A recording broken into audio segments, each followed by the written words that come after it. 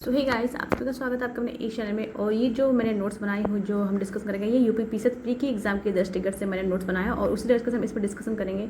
तो आज हम बात करेंगे विदेशी आक्रमण या विदेशियों का आगमन, वो भी क्रमबद्ध तरीके से। ठीक है, तो वीडियो को स्टार्ट कर। सबसे पहले हमारे आते हैं ईरानी या इनको फारसी बोलते, प्रथम एशियाई आक्रमण था ये।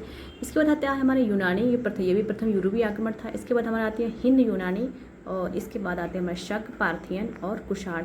ये हमारे एशिया के सारे आक्रमण थे, ये मौर्यों के बाद हुए थे। फिर हमारे आते हुड़, ये मध्य एशिया से आए और गुप्त काल में आक्रमण किया था। फिर हमारे आते हैं तुर्क कौन थे? हमारे गजनवी थे और गौरी थे। और जब उसमें भारत पे किसका शासन चल रहा था? तो राजपूत चल रहे थे। फिर हमारे आते हैं मंगोल, दिल्ली सल्तनत के समय आक्रमण हुआ था। फिर हमारे आते हैं फिर हमारे आते तैमूरलंग जो तुर्की थे 1398, जब तुगल वंश के का शासन चल रहा था। इसके बाद आते हैं हमारे पुर्तगाली 1498, सिकंदर लोदी का आक्रमण चल रहा था, शासन चल रहा था। इसके बाद हमारे आते हैं मंगोल के बाद हमारे आते हैं तैमूरलंग 1398, तुगलक वंश के समय। फिर हमारे आते हैं पुर्तगाली 1498, सिकंदर लोदी शासन कर रहा था। फिर हमारे आते हैं मुगल 1526, तब वहाँ लोदी वंश चल रहा था और इसमें जो उसका युद्ध हुआ था, यहाँ से पानीपत का युद्ध हुआ था फर्स्ट, जिसमें इब्राहिम लोदी की मृत्यु हो गई थी। इसके बाद हमारे आते हैं डच और फिर हमारे आते हैं अंग्रेज और फिर हमारे आते हैं डेनिस। ये था मुगल। तब इसमें भी मुगल शासन चल रहा था। 1596 में डच आए थे, अंग्रेज आते 1600, तब मुगल शासन चल रहा था। डेनिस आते हैं तब भी हमारा किसका मुगल शासन चल रहा था। फिर हमारे आते हैं फ्रांसीसी। फिर हमारे फ्रांसीसियों के बाद हमारे आते हैं नादिर शाह का आक्रमण होता है, इसमें मुगल था। फिर अहमद शाह अब्दाली आते हैं, तब 1761 में पानीपत का सेकंड युद्ध हुआ था और उसने अहमद शाह अब्दाली ने यहाँ भारत पे कई आक्रमण किए थे। डिस्कस करते हैं आज़ादी के बाद वाला युद्ध। ये हमारे आज़ादी के पहले के युद्ध थे। फिर हमारा था 1458, ये डेट गलत लिखी हुई है। तब हमारा जम्मू कश्मीर भारत और पाकिस्तान के बीच युद्ध हुआ था। फिर 1962 में चीन का आक्रमण हुआ था। तब हमारे इन दोनों युद्ध में प्रधानमंत्री जो थे हमारे जवाहरलाल नेहरू थे। फिर हमारा हुआ था 1965 में पाकिस्तान और भारत के बीच हुआ था। हमारे शास्त्री जी थे वो हमारे प्रधानमंत्री थे।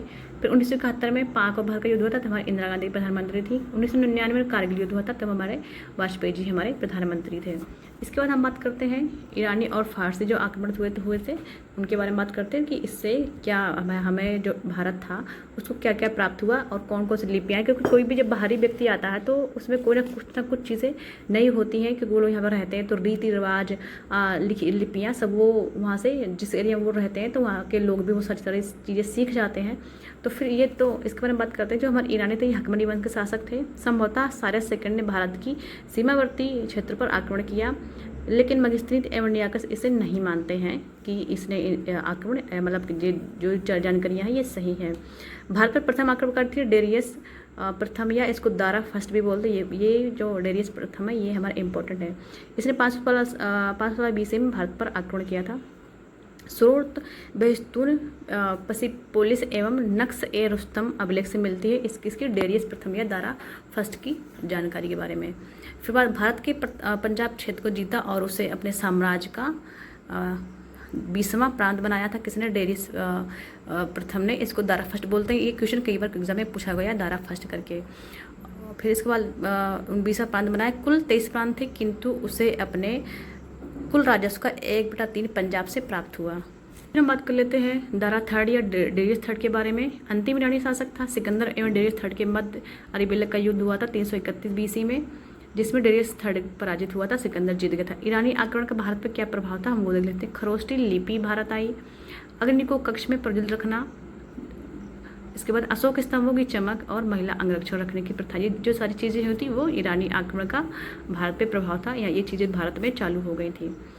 अब देखते हैं यूनानी आक्रमण में सिकंदर ने किया, और जो सिकंदर था वो फिलिप सेकंड का पुत्र था। अब देखिए मैंने यहाँ पे मैपिंग कर रखी है कि सिकंदर खैबर दर्र से भारत आया था 326 BC में। और ये जो नदियाँ थी यहाँ पे झेलम, चेनाब, रावी, ब्यास, तो सिकंदर इन नदियों को पार कर, लेकिन ब्यास नदी को पार नहीं कर पाया था। बेबीलोन जब ये भारत से लौट रहा था तो बेबीलोन में 323 BC में इसकी मृत्यु हो गई थी। ब्यास नदी को पार नहीं कर पाया था। अस्मक, कट, मालो, क्षुद्रक आदि से लड़ा था। प्रसिद्ध लड़ाई जो थी झेलम या बितिस्ता का युद्ध, और ये किसको? पोरस को इसने हरा दिया था। कुल 19 माह भारत में रहा था।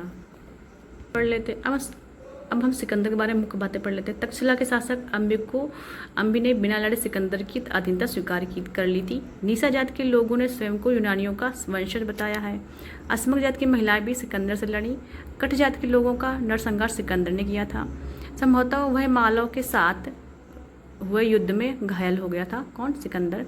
उसने निकैया और बुफेफाल जो इसके घोड़े के नाम था नामक शहर बसाए थे। अब देखते यूनानी आक्रमण का भारत पर प्रभाव क्या होता। यूनानी लिपि भारत आई थी। व्यापारी मार्गों का पता चला। इतिहास के तिथिक्रम की समस्या सुलझ गई थी। जो इतिहास था उसका क्रम वाइज तरीके से जो पहले संकलन नहीं हो पाता था, इसकी समस्या भारत में सुलझ गई थी। तो ये हमारा था जो विदेशी आक्रमण थे उसके बारे में हमने डिस्कशन किया था। और उसके बाद हमारा आ जाएगा क्या, मौर्य साम्राज्य। तो मौर्य साम्राज्य काफ़ी बड़ा टॉपिक है जिसको हम डिस्कस करेंगे बाद में। और ये इतना जितने भी पॉइंट हैं ये कहीं ना कहीं पूछे हुए गए हैं। आप देखिए सर कई बार ये क्रम लगाने के लिए परीक्षा में आ जाता है। तो आज के लिए इतना ही रखते हैं।